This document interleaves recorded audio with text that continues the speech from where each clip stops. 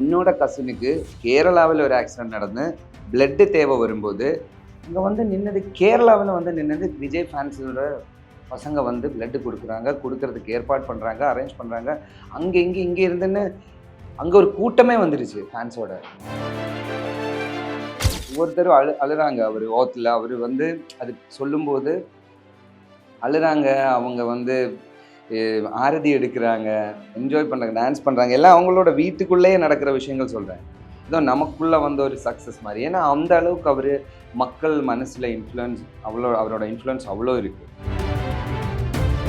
So இப்போ நிறைய fans இருந்தாலும் விஜய் சாரோட சப்போர்ட்டர்ஸ் எல்லாருமே என்ன சொல்றாங்கன்னா, they are like not educated, அரசியல் அறிவே இல்லை, தற்குறி. அந்த ஒரு வேர்டு தான், தற்குறி அப்படிங்கிற வேர்டு தான் இப்போ யாராவது விஜய் சப்போர்ட்டர்ஸ் அப்படின்னா அப்படி சொல்றாங்க. So how to you see that? நீங்க அதை ஃபேஸ் பண்ணியிருக்கீங்களா? ஃபஸ்ட்டு வந்து அவர் முதல் அவரோட மாநாட்டில் என்ன சொன்னாங்கன்னா, வந்து ஒரு நடிகரை பார்க்க வந்த கூட்டம். நானும் நிறையா நடிகர்கள் வெளியில் வந்து பார்த்துருக்கேன். இவ்வளோ கூட்டத்தில் நான் பார்த்தே இல்லை. உங்களை எதிர்க்கிறதுக்காக எந்த விதத்துலையும் பேசலாம், பட் அது ஒரு மரியாதையாக பேசும். இப்போ எதிர்கட்சிக்காரங்களா ரொம்ப நல்ல மரியாதையாக தான் எல்லாரும் பேசுனாங்க. ஆனால் ஒரு சில ஆளுங்க ரொம்ப மோசமாக நம்ம எதிர்க்கிறோன்றது ஓகே, இவங்க டீசெண்டாக எதிர்க்கலாம், அது எல்லாமே ஒரு லிமிட் இருக்கும். அதையும் தாண்டி சில பேட் வேர்ட்ஸுக்குள்ளே போய் தேவையில்லாத ஆளுங்களை இழுத்து. ஹாய், வணக்கம், எப்படி இருக்கீங்க? வணக்கம், நல்லா இருக்கேன். நீங்கள் எப்படி இருக்கீங்க? சூப்பராக இருக்கேன். ஸோ இப்போ சமீபத்தில் ஒரு நிறைய விஜய் ஃபேனாக உங்களை நாங்கள் பார்க்க முடிஞ்சது, டிவிகேக்கு சப்போர்ட் பண்ணி. ஸோ இந்த டிவிகேல நேற்று தான் எல்லாருக்கும் இருக்க ஒரு மெயினான ஒரு மொமெண்ட் நடந்துச்சுன்னு சொல்லலாம். சி ஜோசப் விஜய் என்னும் நான். அந்த மொமெண்ட்டை பார்க்கும்போது உங்களுக்கு எப்படி இருந்துச்சு? எமோஷனலாக இருந்துச்சு. அது ஹாப்பினஸோட ஒரு எனக்கு ஆக்சுவலி நான் தமிழ் கிடையாது, கேரளா தான். பட் உங்களுக்கு தெரியும் கேரளாவில் அவரோட இன்ஃப்ளூயன்ஸ் என்ன. ஸோ நிறைய முன்னாடி நான் சொல்லியிருக்கேன், விஜய் சாரை எல்லாம் பார்த்து தான் நம்மளே சினிமான்ற ஒரு ஆசையே வந்தது அந்த மனுஷனை பார்த்து தான். அது வேற யாருக்குமே அந்த க்ரெடிபிலிட்டி கொடுக்க என்ன மாதிரி என்னோட ஏஜ் குரூப்பில் இருக்கிற 90s கிட்ஸு இல்லைன்னா அது தாண்டி வந்தவங்களுக்கு எல்லாம் விஜய் சார், அஜித் சார் எல்லாம் தானே. அதுலேயும் விஜய் சார் உங்களுக்கு எல்லாருக்குமே தெரியும் அவரோட ஒரு ஆரா என்ன, அவரோட ஒரு மூவி. இன்ஃபேக்ட் அவர் வந்து அவரோட படம் ஹிட்டோ இல்லையோ அதை பற்றி எல்லாம் நம்ம வந்து இது வரைக்குமே நான் கான்ஷியஸ் ஆனதே இல்லை. இப்போ நம்ம எல்லாரோட ஆக்டர்ஸோட படம் இது ஹிட்டு, இது ஃப்ளாப்பு அப்படின்ற ஒரு கேட்டகரைஸ் பண்ணுவோம்ல. விஜய் சாரோட படம் இது வரைக்குமே நான் கேட்டகரைஸ் பண்ணதில்லை. அவரோட படம்னா அவரோட படம், அது எந்த படமாக இருந்தாலும். பிகாஸ் கதையெல்லாம் தாண்டி அந்த அந்த மனுஷங்கிட்ட ஒரு ஆரா இருக்குது. நம்ம சூப்பர் ஸ்டார்கிட்ட இருக்கிற மாதிரி, இல்லைன்னா முன்னாடி இருந்த லெஜெண்ட்ஸ் மாதிரி, அந்த மாதிரி ஒரு பயங்கரமான ஆரா இருக்குது. அவரை பார்த்து வந்ததுனால அவர் மேலே நமக்கு அந்த பாசம் அதிகமாக இருக்கும். ஸோ சி ஜோசப் விஜய் என்ன நான் அப்படின்னு நான் ஆக்சுவலி ப்ரெடிக்ட் பண்ணி போட்டேன். ஐ மீன் ப்ரெடிக்ஷன் எல்லாம் கிடையாது, ப்ரெடிக்ஷன் எல்லாம் நான் சொல்ல மாட்டேன். பயங்கரமான சப்போர்ட். இப்போ நமக்கு வந்து எனக்கு மற்ற கட்சி மேலே இருக்கிற எதிர்ப்போ அதெல்லாம் கிடையாது. எனக்கு இவர் மேலே இருக்கிற அன்பு, லவ், அவர் மேலே இருக்கிற அந்த ஒரு இன்ட்ரெஸ்டா அது இல்லை. அதனால நான் வந்து அவர் நேற்று தான் அஃபிஷியலி சி ஜோசப் விஜய்னு நான் போட்டது. ஆனால் நான் இன்ஸ்டாகிராமில் பார்த்தீங்கன்னா முந்தானத்துக்கு நான் அது போட்டுட்டேன். Okay okay. இப்போ என்ன நிறைய பேர் கேட்டாங்க, என்ன என்ன இன்னும் ஆகல, அது ஆகும், கான்ஃபிடென்ட்டாக இருங்க, வெற்றி நிச்சயம் அப்படின்னு. It's nice. அது பயங்கரமான ஒரு இந்த ஹாப்பினஸ் இல்லை, மேலே போய் அது ஒரு எமோஷ்னலாக கனெக்ட் ஆகிடுச்சு. நிச்சயமா. ஸோ நம்ம ஸ்க்ரீன்ல பார்த்த ஒருத்தர் இப்போ சீஃப் மினிஸ்டராக இருக்கா அப்படிங்கிற ஒரு மொமெண்ட்டே சரியலாக இருக்கு. இல்லை, இன்னும் எனக்கு அந்த நான் அந்த ரியாலிட்டிக்குள்ளே தான் இருக்கேன். இருந்தாலும் நம்ம ரியாலிட்டிக்குள்ளே இருக்கிற மாதிரி இருக்கு. என்னன்னா அவர் வர்றது, உட்கார்றது, பேசுறது, இதெல்லாம் ஒரு மூவி மாதிரி நார்மலாக ஒரு ஆளை பார்க்குற மாதிரி என்னால் பார்க்க முடியல. அண்ட் இவருடைய நிறைய படங்கள்ல நடிச்சது அப்படியே ரியாலிட்டியில அப்படியே நடக்கிற மாதிரியான விஷயங்கள்லாம் இருக்கு. எக்ஸாக்ட்லி. அதாவது நீங்க இப்போ சொல்லுவாங்கல்ல நிறைய பேர், இந்த சர்க்கார் மூவி இல்லைன்னா அதுக்கு முன்னாடி வந்த இப்போ ரீசன்ட் மூவிஸ் எல்லாம் விடுங்க, அதுக்கு முன்னாடியில இருந்தே நீங்க பாத்தீங்கன்னாலே தெரியும். அந்த தமிழன் மூவி எல்லாம் நீங்க ஞாபகம் இருக்கா உங்களுக்கு? அந்த அதெல்லாம் பயங்கரமா எனக்குள்ள நான் நடந்த விஷயங்களை சொல்றேன். அப்போல்லாம் நான் கேரளாவில் தான் இருக்கேன், இங்க இல்லை. அப்போ கூடயும் நம்ம அப்படி வியந்து பார்த்தேன் அந்த படத்தை எல்லாம். இதெல்லாம் ஒரு ரியாலிட்டியாக இருந்தால் எப்படி இருக்கும்? இந்தியன் கான்ஸ்டிடியூஷன் எல்லாரோடையும் வீட்டில் ஒன்று வேணுன்றது வந்து இப்போ என்னோடையும் ஐ மீன் லைக் என்னென்னா ஒரு கீதா, பைபிள், ஒரு குரான் எல்லாரோட வீட்டில் இருக்கிறது வந்து மேண்டிட்டரியா இல்லையான்னு எனக்கு அது தெரியாது. என்னோட வீட்டில் இருக்கும், அதே மாதிரி எனக்கு தெரிஞ்சவங்களோட வீட்டில் அதே மாதிரி. இந்தியன் லா அது வந்து ஒவ்வொரு மக்களும் அது படிக்கணும், அது அந்த ஒரு புக்கை நீங்கள் எல்லாரும் வச்சுக்கணுன்றது வந்து இப்போ நான் அதை ஆசைப்படுறேன். பிகாஸ் நம்ம வந்து செக்ஷன்ஸு இல்லைன்னா லா எல்லாம் தெரிஞ்சிருக்கிறது நம்மளோட வாழ்க்கைக்கும் அது ரொம்ப நல்லதான ஒரு விஷயம் தானே. நான் அப்படி தான் யோசிக்கிறேன். ஸோ தமிழில் அதெல்லாம் வந்திருக்கு. இப்போ அதெல்லாம் நான் ரீகலெக்ட் பண்ணுறேன். இதெல்லாம் அன்றே கணித்து விட்டார் சொன்னா ஐயா அந்த மாதிரி ஒரு ஃபீல். நிறைய நிறைய கனெக்ஷன் இருக்குங்க. நிறைய சர்க்காரெல்லாம் இப்போ பார்த்தீங்கன்னா அப்படி இருக்கு. ஐ திங்க் ஜனநாயகன் வந்தா இன்னும் வேற லெவல்ல we can relate it. Actually ரொம்ப நம்ம வந்து பொலிட்டிக்கலி நீங்கள் வந்து நிறைய பொலிட்டிக்ஸ் பண்ணுவாங்க, அதெல்லாம் பண்ணுவாங்க. இதெல்லாம் இருந்தாலும் மூவின்றது அது ஒரு தனி இண்டஸ்ட்ரி. நீங்கள் இப்போ மூவியோட ஒரு மிகப்பெரிய ஃப்ரீடம் என்ன தெரியுமா? நீங்கள் எந்த விஷயத்தை பற்றி கூடயும் நீங்கள் மூவியில் பேசலாம். அதில் நோ லிமிட்ஸ் அண்ட் ரெஸ்ட்ரிக்ஷன்ஸ் இல்லை. இப்போ தான் அது வந்து மூவியை வந்து வேறொரு என்ன சொல்கிறது, ஒரு டூலாக பார்க்குறாங்க பொலிட்டிக்ஸுக்கும் இதுக்கும். அது டிஃப்ரெண்ட் தானே. அது ஒரு டிஃப்ரெண்ட் இண்டஸ்ட்ரி, அது ஒரு என்டர்டெயின்மெண்ட் ஃபீல்டு. அதுக்கு இதை ரிலேட் பண்ணி அது வந்து வர விடாமல் பண்ணது. இப்போ சாதாரணமான ஒரு விஜய் ஃபேன் அப்படின்ற விதத்தில் வந்து பார்த்தீங்கன்னா நமக்கெல்லாம் பயங்கரமான வருத்தம், ஒரு மாதிரி ஒரு கோபம் கூட வந்திருக்கு. ஏன் இது பண்ணணும் அப்படின்றது. அது ஒரு ஆனால் இனிமே வரும்போது பாருங்கள் அந்த ஃபெயிட் எங்கே இருக்குது பாருங்கள். அவரோட லாஸ்ட் படம்னு அவர் சொல்லியிருக்காரு. இந்த லாஸ்ட் படத்தோட டைட்டில் இனிமே என்ன வரும்? சீஃப் மினிஸ்டர் விஜய் அப்படின்னு தான் இது வரும்ல. ஸோ அதுக்காக தான் ஜனநாயகம் மேபி வராமல் இருந்ததுன்னு நம்ம இப்போ வந்து சந்தோஷப்படலாம். எஸ் நிச்சயமா. அண்ட் இப்போ இருக்கிற இந்த டிவிகேல இருக்கிற எம்எல்ஏஸா இருக்கட்டும் எல்லாருமே ஒரு நியூ ஃப்ரெஷ் ஃபேஸா இருக்காங்க. நிறைய படிச்சவங்க இருக்காங்க, நிறைய யங்ஸ்டர்ஸ் இருக்காங்க. அதெல்லாம் நீங்க எப்படி பாக்குறீங்க? ஐயோ அதுதான் நான் சொன்னது. சேஞ்ச் வந்து நான் எங்க பார்த்தேன்னா, நான் கலாச்சாரத்துக்கு எல்லாம் எதிர் கிடையாது. எந்த கலாச்சாரமா இருந்தாலும் அது இந்தியாவோட culture, what ever it is, அது ஒவ்வொருத்தரை டிபெண்ட் பண்ணி. பட் எனக்கு எங்க சேஞ்ச் ஸ்டார்ட் பண்ண தெரியுமா? நான் பார்த்தது சிஎம்மோட காஸ்டியூம் எப்படி இருந்துச்சு. நான் சொல்றது வந்து வேஷ்டி சட்டை வந்து நம்மளோட கல்ச்சர், நம்மளோட மரியாதை, அது இல்லைன்னு இல்லை. பட் ஒரு அஃபிஷியலாக வந்து அந்த மனுஷன் அப்படி வந்து நிற்கும்போது நம்ம எந்த சிஎம் நான் பார்க்கல, எந்த சிஎம்ஐயும் அப்படி ஒரு காஸ்டியூம் இல்லை. நான் படத்தில் எல்லாம் 1-2 மூவிஸில் பார்த்துருக்கேன். என்ன ஹைலி இன்ஃப்ளூயன்ஸ் பண்ண 1-2 மூவிஸ் எல்லாம் சிஎம் பேஸ்டு மூவிஸ் எல்லாம் இருக்கு. பேரெல்லாம் சொல்லலை. ஸோ அது ஒன்று. 2 பார்த்தீங்கன்னா நீங்கள் கேண்டிடேட்ஸ் பாருங்கள், எம்எல்ஏஸை பாருங்கள். 8 MBBS, அதாவது டாக்டர்ஸ், 22 இன்ஜினியர்ஸ், 6 லா படித்தவங்க, 11 லா படித்தவங்க, கிராஜுவேஷன் வந்து சம்திங் மோர் தேன் 10, IITS வந்து 5 அண்ட் PhD எடுத்தவங்க 5. சி த சேஞ்ச் இதுதான்.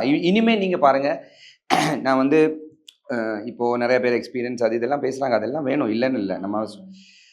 பட் இருந்தாலும் இப்போ நீங்கள் பாருங்கள், சட்டசபைக்கு போக போகிறது வந்து இளைஞர்கள் படித்தவங்க போக போகிறாங்க. ஸோ அதோட ரிஃப்ளெக்ஷன் என்னவா இருக்கும்னா அது தமிழ்நாடு மக்களுக்கு தானே அதோட இது. கண்டிப்பாக அதோட சேஞ்ச் அதிலிருந்தே அந்த சேஞ்ச் நம்ம பார்க்க ஆரம்பிச்சிட்டோம். இப்போ விஜய் அவர்களுக்கு எந்த அளவுக்கு ஆதரவு இருக்கோ அதை விட டபுள் மடங்கு எதிர்ப்பும் இருக்கு. அதையும் நம்ம வந்துட்டு it's like very hard truth. இப்போ எப்படின்னா நிறைய படிச்சவங்க இருக்காங்கனாலும் எக்ஸ்பீரியன்ஸே இல்லை, ஹவு தே கேன் ஹேண்டில் அப்படிங்கிற ஒரு பெரிய குற்றச்சாட்டு வருது. அண்ட் இப்போ விஜய் அவர்கள் கோட் சூட் போட்டிருக்காருன்னு சொன்னீங்களா, அதுக்கே லைக் எப்படி தமிழ் மரபு வேஷ்டி சட்டை தான் எப்படி கோட் சூட் போடலாம், அதுக்கு ஒன்று சொல்றாங்க. அதுதான் நான் சொல்றேன், அது வந்து ஒவ்வொருத்தரோட விருப்பம் தானே.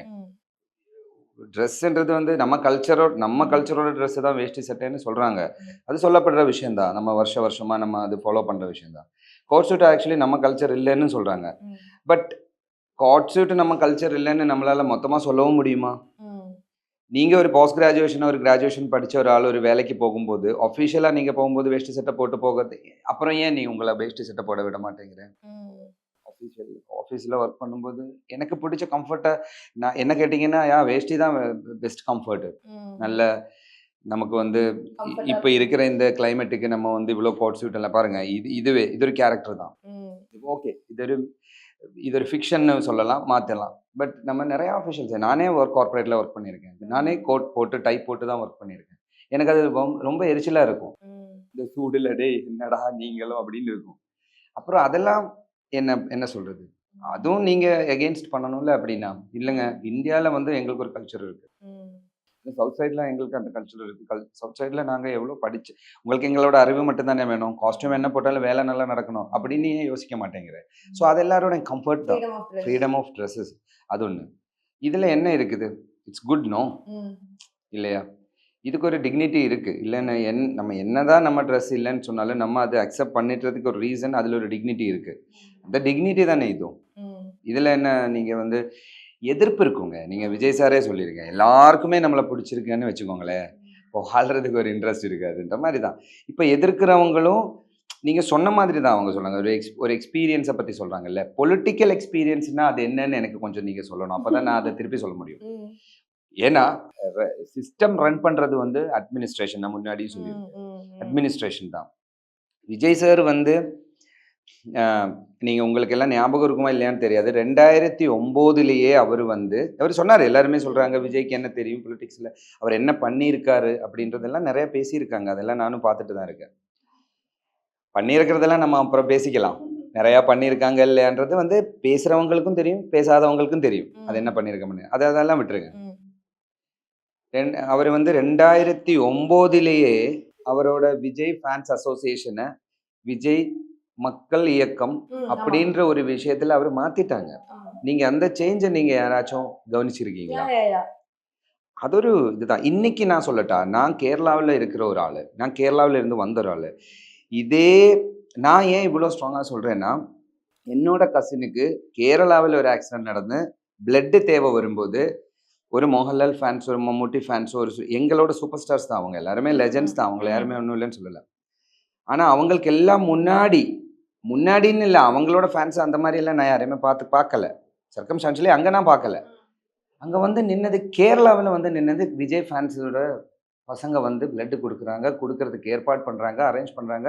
அங்கே இங்கே இருந்துன்னு அங்கே ஒரு கூட்டமே வந்துருச்சு ஃபேன்ஸோட.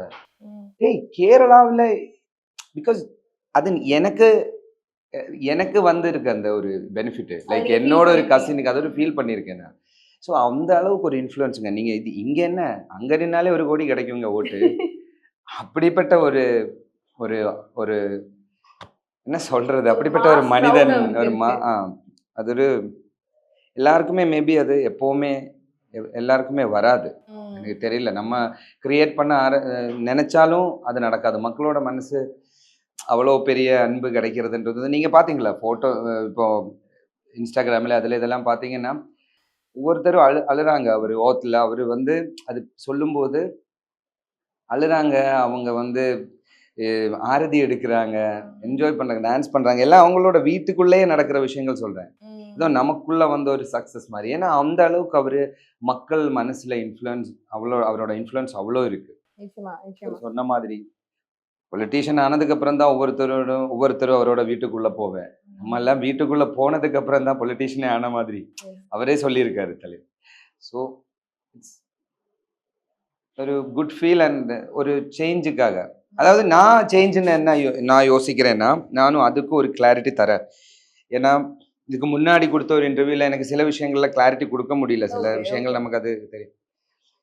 ஏன்னா சேஞ்சுன்றது நான் பார்க்குறது வந்து இப்போ நிறைய பில்டிங் வர்றது, ஒரு 50-100 ஃப்ளோர் பில்டிங் வர்றதோ, இல்லைன்னா இன்ஃப்ராஸ்ட்ரக்சர், அதெல்லாம் தேவையான விஷயங்கள் தான். நான் பார்க்குற ரியல் ஒரு ஒரு டெவலப்மெண்ட்டுன்னா, இல்லைன்னா அது வந்து நான் என்ன யோசிக்கிறேன்னா, மக்களோட வாழ்வாதாரத்துக்கு சேஞ்ச் வரணும்.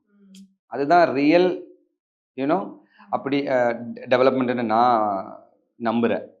ஸோ அதுதான் எக்ஸ்பெக்டேஷன் இப்போ.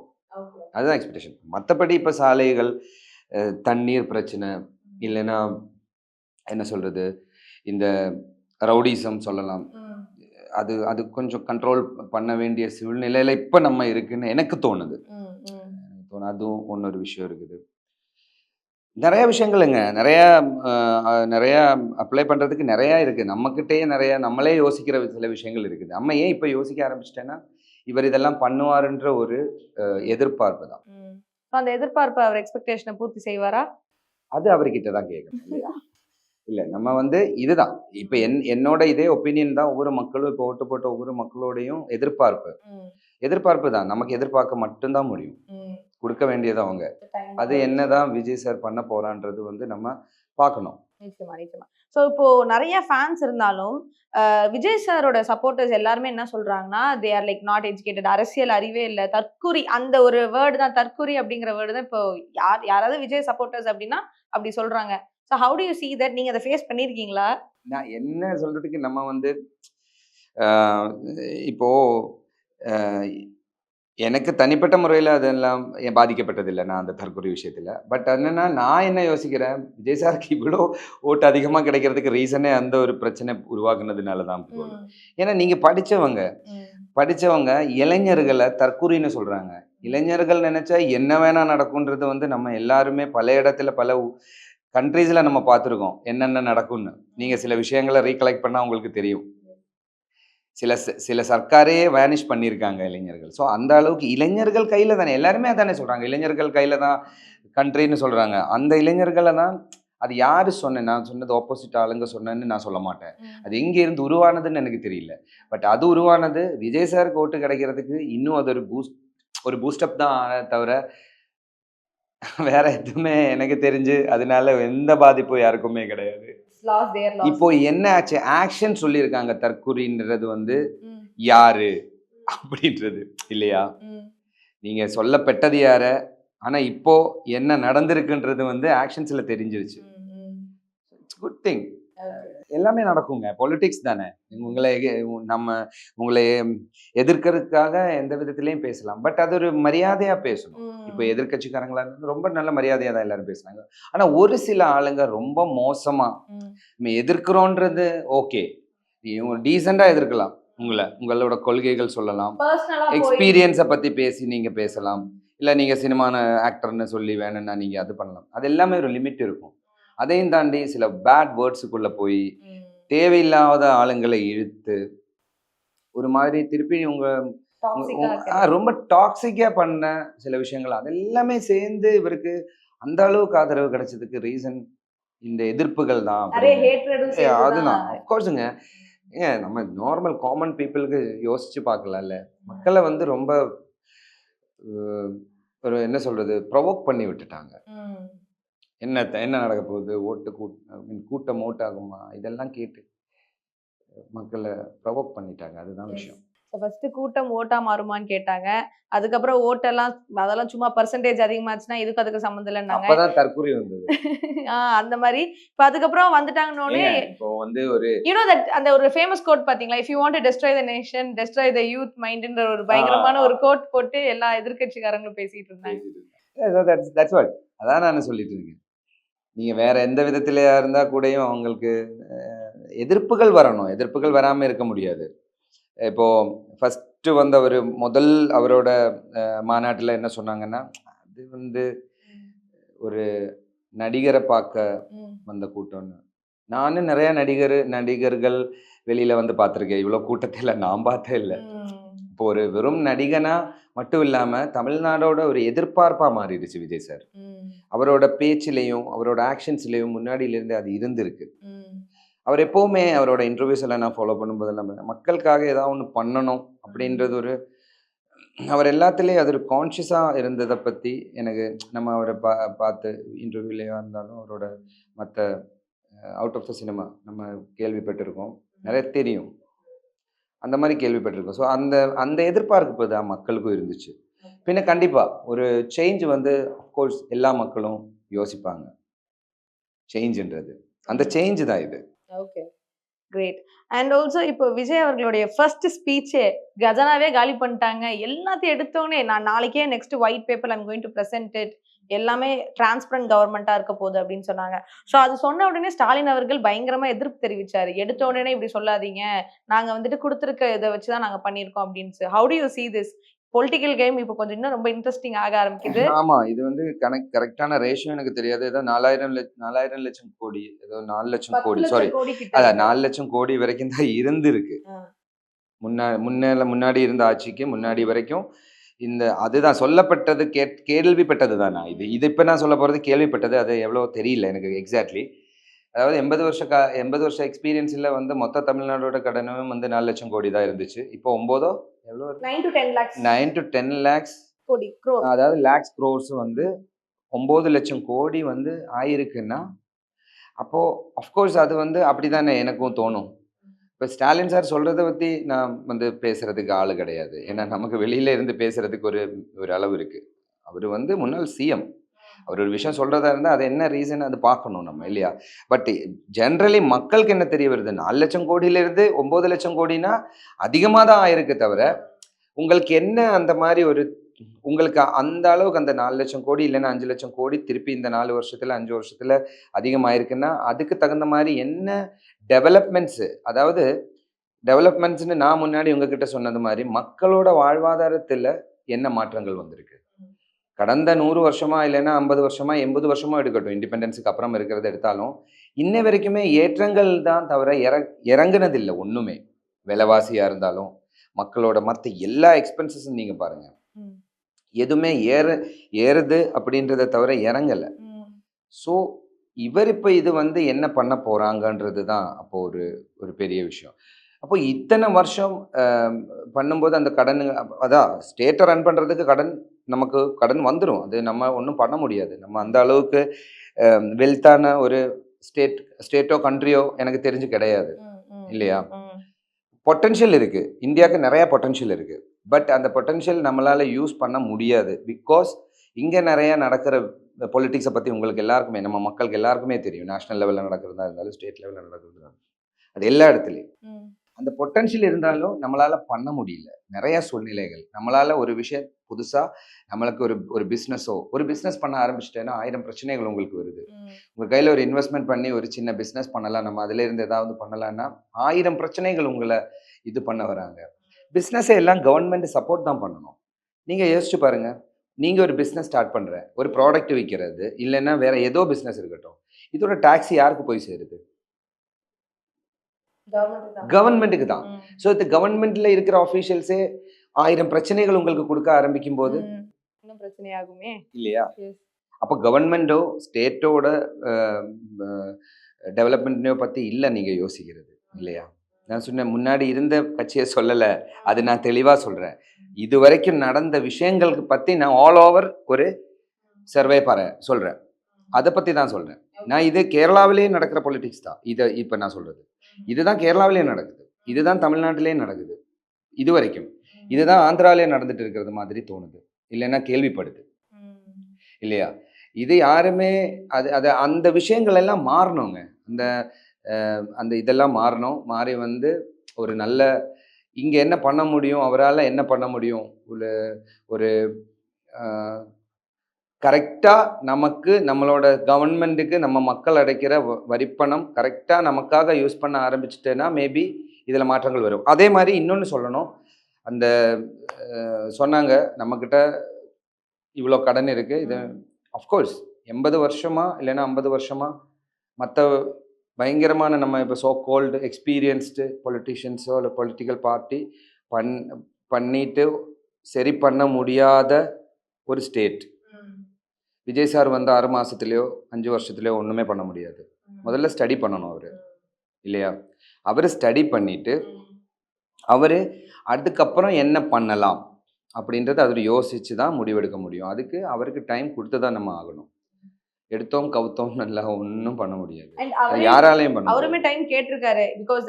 அதுதானே உங்களை கொண்டு வந்து ஸ்கூல்ல உட்கார வச்சு இப்போ எல்லாரும் சொல்றாங்க ஸ்கூல்ல சின்ன பாப்பா பெரிய அதெல்லாம் எனக்கு தெரிஞ்சு அதெல்லாம் லாஜிக் இல்லை. அது அந்த பேசுறதுல அந்த எக்ஸ்பீரியன்ஸ் விஷயம் தான். அதெல்லாம் எல்லாமே இந்த எக்ஸ்பீரியன்ஸ்ல தான் சொல்றாங்க. நீ வந்து சின்ன பையன், உனக்கு என்ன தெரியும்,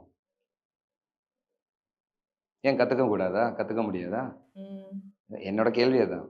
இப்ப நான் ஆக்டர், எனக்கு பெரிய பேஷன், அதாவது த பிக்கஸ்ட் பேஷன் எப்படி இருக்கும்னா லாக்ஸில் ஐ மீன் இது கெயின் அண்ட் அகெயின் சொல்லிட்டு இருக்கிற ஒரு விஷயம் இருந்தாலும் சொல்கிறேன். கொஞ்சம் ஹை பேமெண்ட் வாங்கிட்டு இருந்தேன்னா இல்லைன்னா சேலரிடாக இருந்த ஒரு எம்ப்ளாயினா வெறும் சின்ன காசுக்கு தான் இந்த சினிமாவில் நடிக்க வந்தது. இந்த நடிக்க வந்ததுக்கு அப்புறம் தான் எனக்கு தெரியும் எனக்கு நடிக்க தெரியாது, ஆசை மட்டும்தான் இருக்குன்னு. ஆனால் என்கிட்ட உண்மையான ஆசையும் வெறியும் ஹானஸ்டான ஹார்ட்டும் இருந்துச்சு அது கற்றுக்கிறதுக்கான. இப்போ நான் ஃபர்ஸ்ட் என்னோட சீரியலில் நீங்கள் பார்க்குற நியாசையும் 3 முடிச்சில் நீங்கள் பார்க்குற நியாசுக்குமான டிஃப்ரென்ஸ் தான் அது. இது எல்லா இடத்துலையும் எக்ஸ்பீரியன்ஸ் பண்ணுவோம்ல. அப்போ நீங்கள் பார்த்தீங்க எதை எப்படி நீங்கள் தனியாக கற்றுப்பீங்களான்னு. நான் கற்றுக்கலை, எனக்கு டைரக்டர் கற்றுக் கொடுத்தாங்க, ரைட்டர் சொல்லி கொடுத்தாங்க, ப்ராம்ப்ட் பண்ணுறவங்க ப்ராம்ப்ட் பண்ணி கொடுத்தாங்க. அதே மாதிரி ஒரு ஒரு பொது ஒரு ஒரு ஒரு தலைவனுக்கு அந்த ஸ்டேட் ரன் பண்ணுறதுக்கு நிறைய அட்மினிஸ்ட்ரேஷன் டிபார்ட்மெண்ட் இருக்குது, ஐஏஎஸ் ஆஃபீஸர்ஸ் இருக்குது.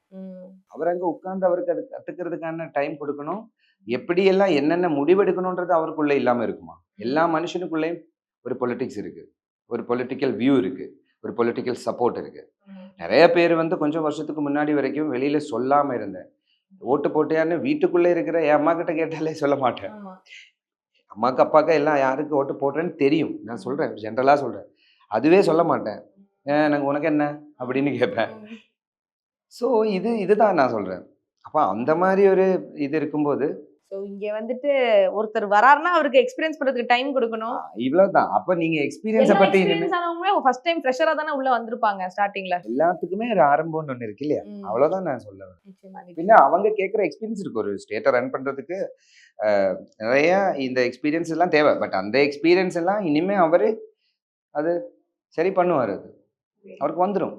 கண்டிப்பா, கண்டிப்பா. எக்ஸ்பீரியன்ஸ் தானே, அது அனுபவத்துல வந்துடுற விஷயம் தான். அது வந்துடும். இப்பதான் ஸ்டார்ட் பண்ணிருக்காங்க. இனிமேல் தான் டைம் போக போக தான் நமக்கு இதுல தெரியும். யாரோ ஒருத்தர் பாருங்க சொல்லி நான் கேள்விப்பட்டேன். நீங்க திருந்தணும்னு நினைச்சாலே அது ஒரு சேஞ்ச் தான் இல்லையா? இல்ல, கரெக்ட். நம்ம தப்பு இனிமே நம்ம வாழ்க்கையில எந்த தப்பும் பண்ணக்கூடாதுன்னு நினைக்கிறதே ஒரு பெரிய சேஞ்ச் தான். அதுவே ஒரு பெரிய டிஃபரன்ஸ் தான். அதே மாதிரி தான் இதுவும். நிச்சயமா. அகைன் இப்போ ரொம்ப டிரான்ஸ்பரண்டா இப்போ ஒரு ஆட்சி ஆரம்பிச்சிருக்குங்கிறதே ஒரு குட் சிக்னலா தான் நம்ம பார்க்கலாம். பார்ப்போம் என்ன நடக்குது அப்படின்னு. ஆமா. Thank you so much and all the best for your future. Thank you so much for Thank your you so time. much. Thank you.